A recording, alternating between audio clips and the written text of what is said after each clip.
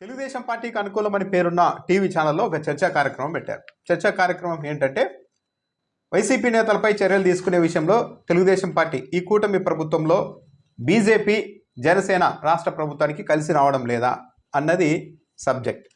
అంటే వైసీపీ నేతలపైన కేసులు పెడుతూ ఉంటే బీజేపీ జనసేన నుంచి సపోర్ట్ లేదు, పైగా ఈ కేసులు పెడుతూ ఉంటే చర్యలు తీసుకుంటూ ఉంటే వీళ్ళని బీజేపీ తన పార్టీలోనికి చేర్చుకుంటుంది అన్నది ఈ చర్చ యొక్క ఆరోపణ.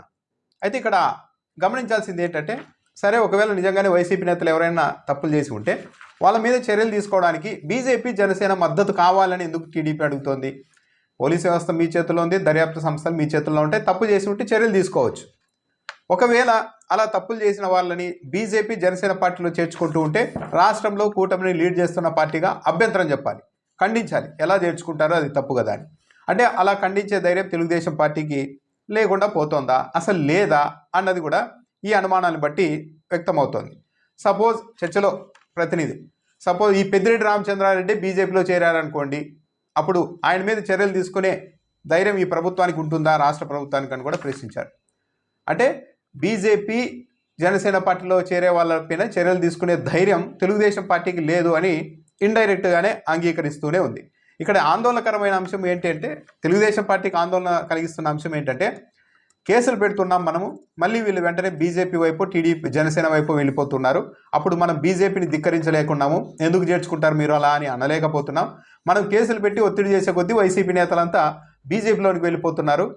పక్కలో బల్యంలో బీజేపీ బలపడితే అది ఇంకా మరింత ప్రమాదం. వైసీపీ ఉందనుకోండి, ఎన్నికల్లో ఓడించడం వరకు గెలవడం వరకు ఉంటుంది పోటీ. కానీ వన్స్ బీజేపీ అన్నది పికప్ అయితే ఏపీలో మన పార్టీ ఉనికికే ఇబ్బంది ఉంటుంది అన్నది తెలుగుదేశం పార్టీ వాళ్ళకు లోనే చాలా భయం ఉంది. మరో ఇద్దరు ఎవరన్నా వైసీపీ నాయకులు బీజేపీలో చేరితే ఇక వైసీపీ నేతల మీద కేసులు పెట్టే అంశాన్ని కూడా రాష్ట్ర ప్రభుత్వం మానేసేలా కనపడుతోంది తెలుగుదేశం పార్టీ. మనం కేసులు పెట్టడం, ఆ ఒత్తిడితో వాళ్ళు బీజేపీలోకి వెళ్ళిపోవడం, బీజేపీ చేర్చుకోవడం, సొంతంగా ఎదిగేందుకు ప్రయత్నాలు చేయడం, ఇదంతాగా మనమే అవకాశం ఇస్తున్నామేమో అన్న భయంతో ఇక వైసీపీ నేతల మీద కేసులు కూడా పెట్టేందుకు వెనుకాడవచ్చు. కొంతమందికి ఎవరన్నా వైసీపీ నాయకులు అటువైపు వెళ్తే.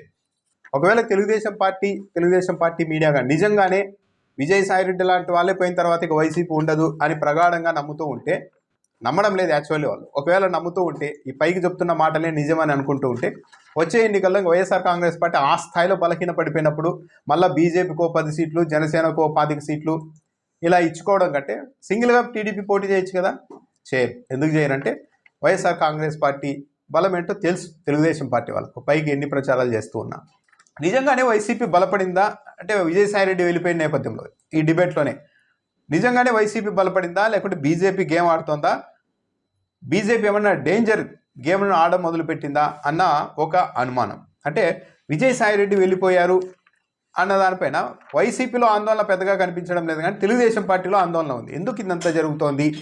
విజయసాయిరెడ్డి జగన్మోహన్ రెడ్డిని వదిలిపెట్టి వెళ్ళడం ఏంటి, ఆయన అది కూడా రాజ్యసభకు రాజీనామా చేసి వెళ్ళిపోవడం ఏంటి అన్నది ఒక ఆందోళన. అయితే ఇక్కడ తెలుగుదేశం పార్టీ ఎంత బలహీనంగా ఉంది అన్నది అందరికీ అర్థమయ్యేలాగా బీజేపీ చెప్తోంది, ఇప్పుడు విజయసాయిరెడ్డితో ఖాళీ అయిన ఆ స్థానం నుంచి చిరంజీవిని కానీ కిరణ్ కుమార్ రెడ్డిని కానీ పోటీకి నిలిపే అవకాశం ఉంది బీజేపీ అంటూ పెద్ద ఎత్తున చర్చ నడుస్తోంది, మీడియాలో కథనాలు వస్తున్నాయి. కానీ తెలుగుదేశం పార్టీ నుంచి ఒక్క పేరు కూడా ప్రతిపాదనలోనికి రావడం లేదు. చివరకు మేమే విజయసాయిరెడ్డితో ఖాళీ అయిన స్థానం నుంచి మా అభ్యర్థిని నిలబెడతాం అని ప్రకటించలేని స్థితిలో తెలుగుదేశం పార్టీ ఉంది. ఇది పరోక్షంగా తెలుగుదేశం పార్టీ పిరికితనాన్ని చూపెడుతోంది. బీజేపీ ఏమో చెప్పాలంటే ఆర్ కృష్ణయ్య రూపంలో ఎమ్మెల్యే టికెట్లు, ఇక్కడ ఎమ్మెల్యే స్థానాలు తక్కువ ఉన్నప్పటికీ కూడా ఆర్ కృష్ణయ్య రూపంలో ఇప్పటికే బీజేపీకి ఒక అవకాశం ఇచ్చారు తెలుగుదేశం పార్టీ వాళ్ళు.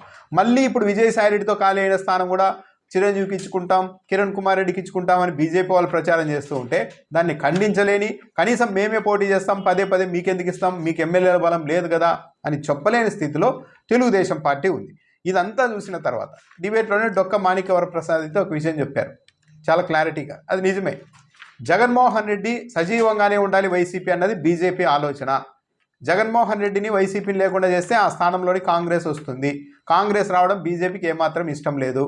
అందుకే బీజేపీ అన్నది జగన్మోహన్ రెడ్డి జోలికి పోకపోవచ్చు, ఆ పార్టీని ఏమీ చేయకపోవచ్చు అనేది డొక్క మాణిక్యవరప్రసాద్ చెప్పారు. ఇది నిజం, ప్రాక్టికల్. జగన్మోహన్ రెడ్డికి బీజేపీకి నేరుగా సంబంధాలు లేకపోయినప్పటికీ కూడా బీజేపీకి ఒక విషయం తెలుసు, ఇక్కడ జగన్మోహన్ రెడ్డిని దెబ్బ కొడితే ఆ ఓటింగ్ మొత్తం కాంగ్రెస్ నుంచి వచ్చింది, తిరిగి కాంగ్రెస్కు షిఫ్ట్ అవుతుంది, మనకు వచ్చే ఉపయోగం లేకపోగా మనకు ప్రధాన శత్రువుగా దేశవ్యాప్తంగా ఉన్న కాంగ్రెస్కు మరో రాష్ట్రాన్ని అప్పగించినట్టు అవుతుందన్న ఉద్దేశంతో జగన్మోహన్ రెడ్డి మీద అయితే బీజేపీ కక్ష పట్టడమో ఇలాంటి కేసులు పెట్టి వేధించడమో ఇలాంటివి ప్రోత్సహించే అవకాశం లేదు. అది టీడీపీ నేతలకు కూడా తెలుసు. ఇదే టీడీపీ నేతలకు ఆగ్రహం తెప్పిస్తుంది. మనం ఇన్ని కేసులు పెట్టి వైసీపీ నేతలను వెంటాడుతూ ఉంటే బీజేపీ మాత్రం ఆ పార్టీని బలహీనపరిచేందుకు అనుకున్న స్థాయిలో సహకరించడం లేదు. పైగా వైసీపీ నాయకుల్ని చేర్చుకుంటుంది. ఆడారి ఆనందం చేర్చుకున్నారు, వద్దు వద్దన్న ఒక దర్యాప్తు కమిటీని వేసిన తర్వాత కూడా బీజేపీలో చేర్చుకున్నారు. కానీ ఏమీ చేయలేకపోయారు చంద్రబాబు నాయుడు. బాలినేని శ్రీనివాసరెడ్డి జనసేనలోకి వెళ్ళారు. అంతకుముందు ఆయన మీద కూడా పలు ఆరోపణలు చేశారు టీడీపీ నేతలు. నిజానికి ఆయనే వెళ్ళిపోయారు.